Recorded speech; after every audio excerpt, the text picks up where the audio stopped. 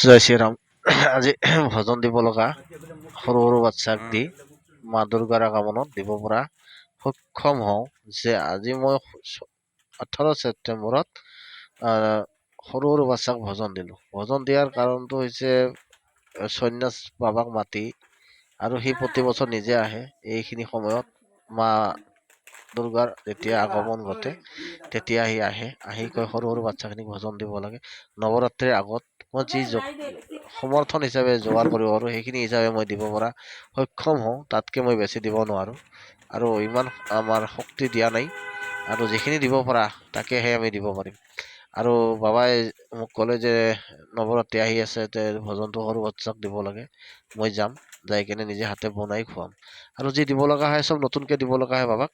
মানে বৰ্তনৰ পৰা আদি কৰি মানে বৰ্তনখিনি মই কিনি ৰখা আছে বাবাৰ কাৰণে, ভজন দিয়াৰ মানে নিৰামিষ বৰ্তনখিনি আৰু চিলিণ্ডাৰটো আছে আৰু গেছৰ চুলাটো মই নতুনকৈ কিনি ৰাখিছোঁ এই নিৰামিষৰ কাৰণে।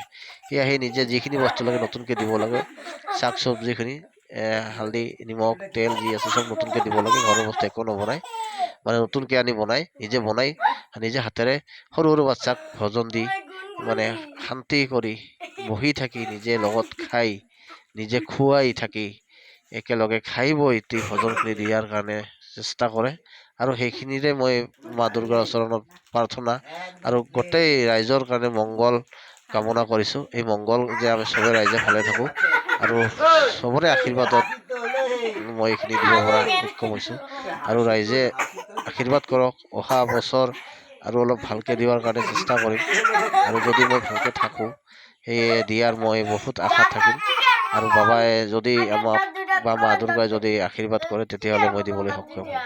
ইয়াতকৈ আৰু মানে নিজে দিম বুলি ক'লে মই দিব নোৱাৰিম। মায়ে আশীৰ্বাদ কৰিব লাগিব, মা দুৰ্গাৰ আশীৰ্বাদ থাকিব লাগিব আৰু ৰাইজৰ আশীৰ্বাদ থাকিব। ৰাইজে আশীৰ্বাদ কৰক মই ভালে কুশলে থাকোঁ আৰু অহা বছৰ দিবলৈ চেষ্টা কৰিম, ইয়ে মোৰ কামনা ৰাইজৰ।